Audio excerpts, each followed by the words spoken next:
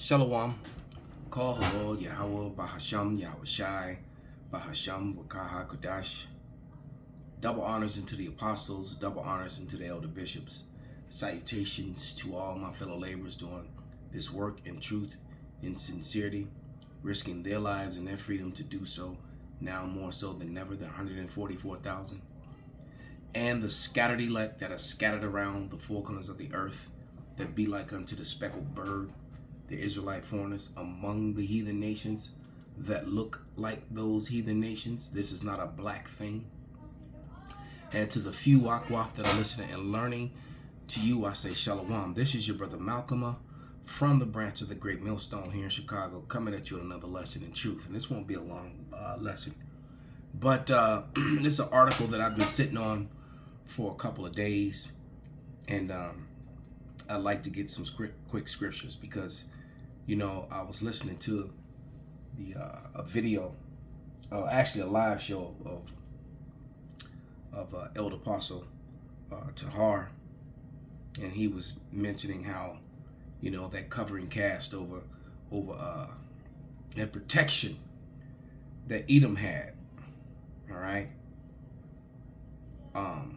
it's being removed. You know, the Lord is the Edomites are catching all kind of grief and hell. You know, he said he would put the curses upon our enemies, and they're you know, they're getting they're losing their wealth, their health, you know, their hope, things that I pray that the Lord take from them. All right, their jobs, their way of life, their businesses is all starting to happen to them. Living paycheck to paycheck, they're becoming the working poor. All right, when they were once the very comfortable middle class. But this is Deuteronomy 30:7, and it reads, "The Lord and Yahweh, thy power will put all these curses upon thy enemies and upon them that hate thee, which persecute thee." So these Edomites, you know, has persecuted us.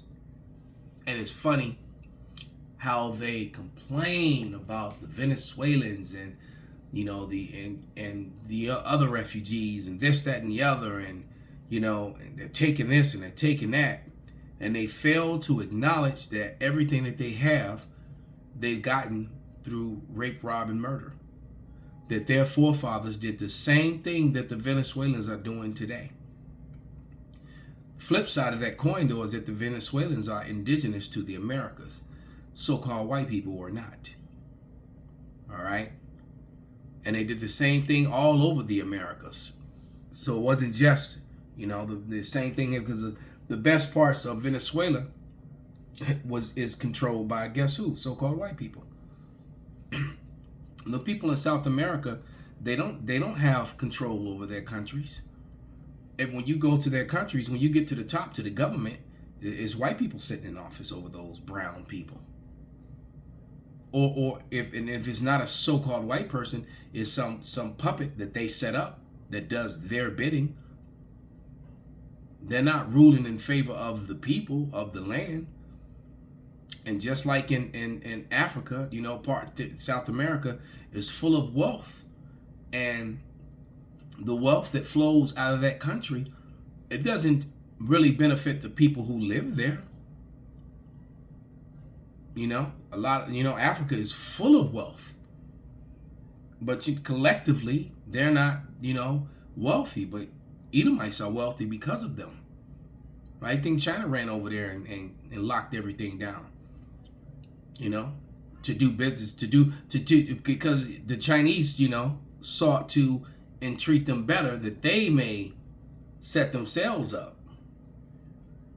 All right. But, you know, I don't want to change the subject. But let me grab this scripture too. Because there's no coincidences, and the Lord is guiding everything and everyone. And he's setting up that's Psalms. I want Proverbs. And he's setting up the day of destruction here in Babylon. All right. This is Proverbs 16:4. And it reads, Yahweh have made all things for himself, yea, even the wicked for the day of evil. All right.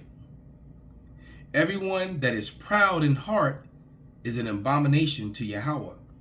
Though hand join in hand, they shall not be unpunished. So punishment is coming to Edom and everyone that's joined unto them. And Edom has been very proud, even in their fall. You know, they've been proud.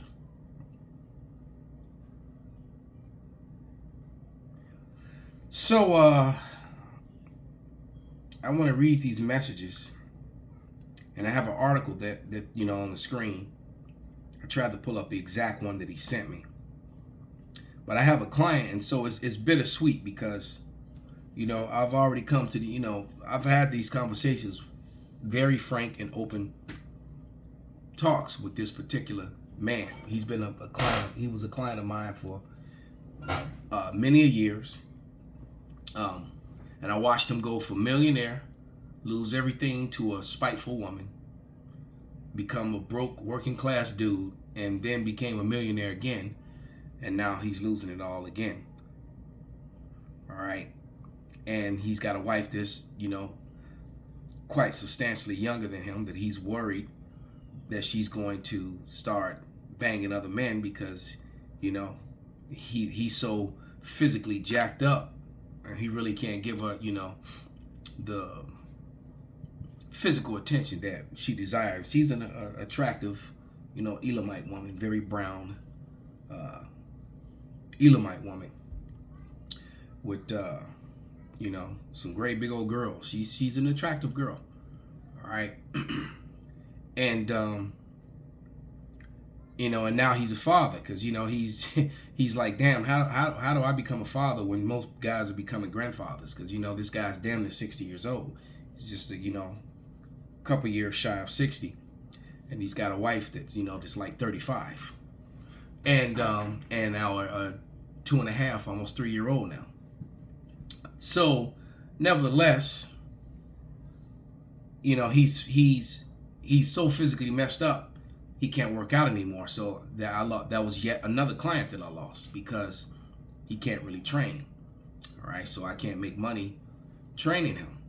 But, you know, he still likes to talk to me, and, you know, we talk to, he knows all about, you know, the tribes and the people, and, you know, and he would even call me to get scriptures so he can go back and forth with his sister, because his sister's some, you know the J freak. We won't say that word, that earth pig name. All right. So he just loves to, you know, to get under his sister's skin. But nevertheless, the Lord is really jacking this dude up. All right. And I remember hearing him say, you know, I did everything I thought I was supposed to do. You know, I went to an Ivy League college. You know, I finished school. You know, I worked hard. I did all these things. You know, why is all this happening? Why is this happening to me? And then I said, well, you know, remember that thing about the curses? Yeah. So this is now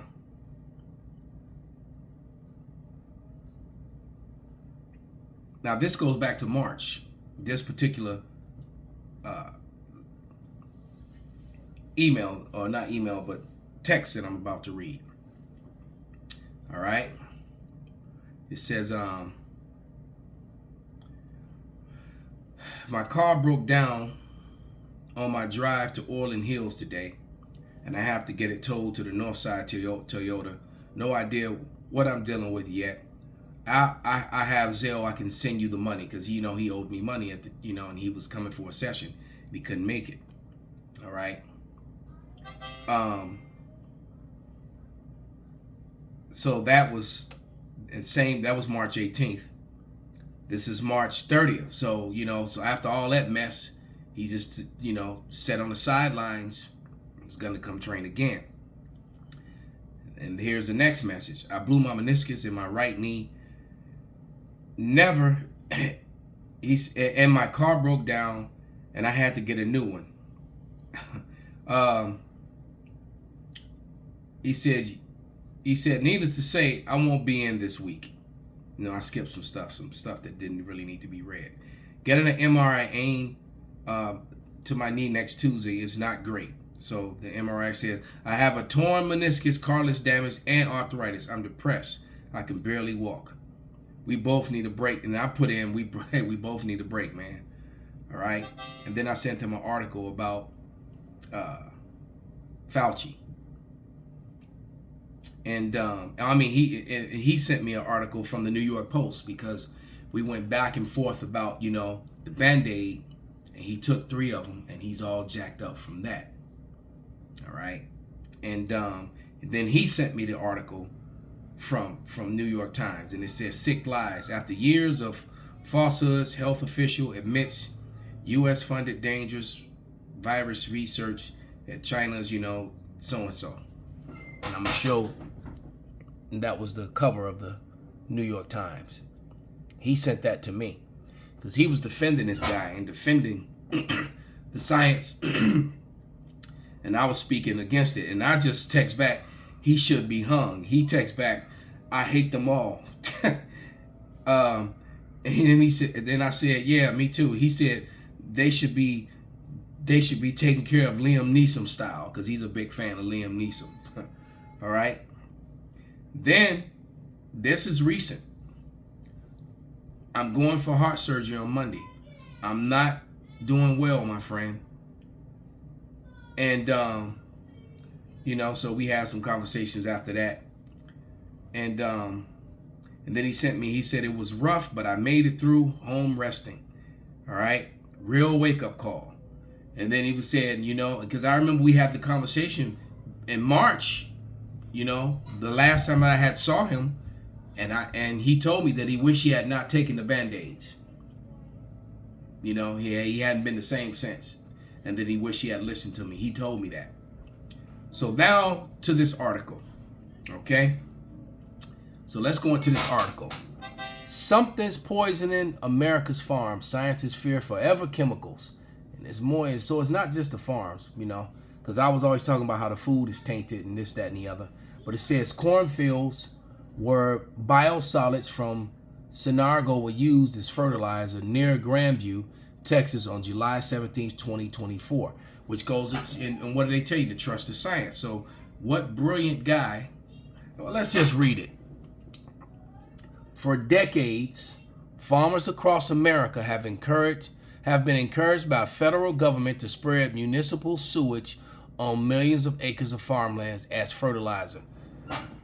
So we as Americans living in this country, your government decided that it was okay for them to use human fecal matter, literally, all right, you know, and sprinkle it, sewage, American sewage, over the crops, which we all eat from it. And I guarantee you, most Americans did not know this. I did not know this. And that just goes to show you, Esau Edom is not fit to rule. All right, he's not fit to rule. What's that scripture? We will eat our bread defiled. Yeah, Ezekiel 4:13. And Yahweh said, even thus shall the children of Israel eat their bread, eat their defiled bread among the Gentiles, whether I would drive them. So no matter how well we were eating and keeping the laws, etc., you had a government that spread sewage on millions of acres of farmlands as fertilizer. It was rich in nutrients, they said. It helped keep the sludge out of the landfills by growing. The body of research shows that the black sludge made it from the sewage that flows from homes and factories can contain heavy concentrations of chemicals through increased risk of certain types of cancer and cause birth defects, development delays in children, known as forever chemicals because of their longevity. These toxic contaminants are being detected sometimes at high levels on farmlands across the country, including Texas, Maine, Michigan, New York, and Tennessee. In some cases, chemicals are suspected of sickening or killing livestock and are turning up in produce Farmers are beginning to fear for their own health. Now, I've actually read enough of it, but I'll read a little bit more. It says the national scale of farmland contaminations by these chemicals, which are used in everything from microwave popcorn bags to firefighting gear to non-stick pans, stain-resistant carpets, is only now starting to become apparent. There are lawsuits against providers of fertilizer as well as against environmental protection agencies alleging the agency failed to regulate chemicals known as PFAS. So that just goes to show you that these people are just mad scientists and not fit for rulership and don't give a fuck about the citizens of this country to allow this to be done. It's all about the dollar, the bottom line. All right? That's what these people could care less about your baby, about your pregnant wife, about your pregnant daughter, your pregnant granddaughter, your children, nothing. They don't, and they always got these so-called children's programs as if they give a damn about children. Every children's program is all about them making a dollar.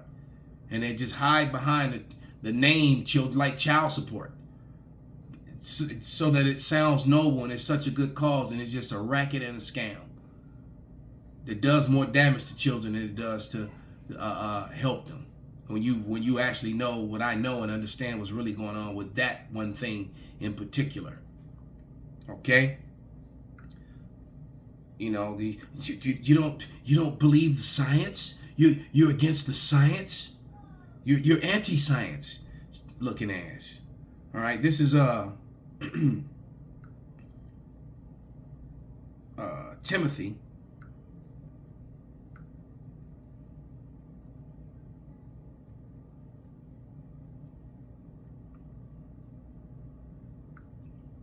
Is it 2 and 6?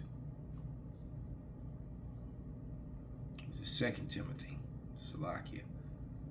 1 Timothy.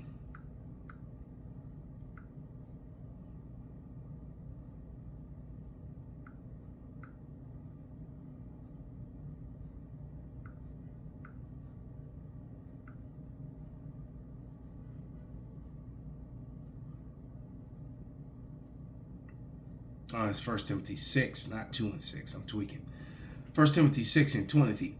6 and 20. 1 Timothy 6:20. O Timothy, keep that which is committed to thy trust, avoiding profane and vain babblings of oppositions of science, falsely so called. So this is one of my favorite scriptures because we live this every day. We're in the time of this prophecy of this scripture coming to pass. We were warned of it, that there will come a time when false science, not real science, would be used to try to get around the truth, and used to dupe the people. All right, because there's a couple things that's come out about the Band-Aid and the Band-Aid research that's proven it's a fraud, 100% up and down. And I've tempted to play these videos, but I don't want to get a strike. So I'm gonna try to get that in some other way. It's maybe some way down the road. All right, but let's go back to what he said, to his message, and then we'll wrap this up, because we've been telling you that the biggest I told you in the history of I told yous was coming. All right, so he sent me this article. New York Times, climate, fertilizer, sludge, farm, etc. And it says something's poisoning America's farm and fertilizers. And this is a crazy thing. When he sent this to me, I was just speaking about him. And so I texted him. I said, was just thinking about you, brother. That's wild. Yep, every time it rains, I get a dry throat and headaches the next day. All right, and then and then I wrote, I can't wait to read this article. And he wrote back, you were right once again, my friend. All right. Then he wrote, my house has toxic mold. I'm spending over $10,000 to fix it. Trying to please that woman. All right. But yeah, the curses are embracing, and basically Esau Edom, the so-called white man, he's starting to wear the curses like a coat. All right, he's not protected. His woman is not protected. He's getting mugged. He's getting killed. He's going to jail. He's getting exposed. The law that used to protect him, that he could hide behind, is now working against him. So one last scripture. All right, and this is such a fitting scripture to the time that we're in. You could damn near read it in every lesson at this point. All right, but this is Ecclesiasticus 25:7, and it reads, "There be 9 things which I have judged in my heart to be happy, and the 10th I will utter with my tongue. A man that have the joy of his children, and he that liveth to see the fall of his enemy." Kol halal Yahweh Bahasham Yahushai Bahasham Rakah HaKodash Kwam Yasharala Abad Babal.